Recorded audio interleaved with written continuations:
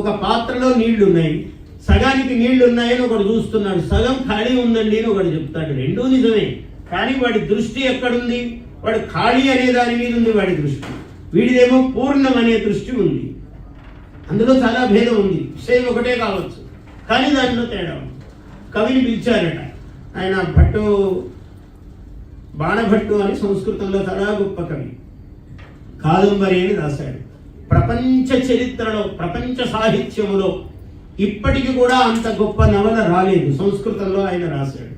ప్రపంచంలో ఏ భాషను తీసుకోండి, అంత గొప్ప నవల అంత గొప్ప కాదు. దానిలో సగము, దానిలో ఓ 10వ వంతు 5వ వంతు వ్యక్తిత్వము కలిగినటువంటి రచన కూడా ఈనాటికే లేదు ప్రపంచంలో. అంత గొప్పది కాదంబరి అని రాశాడు.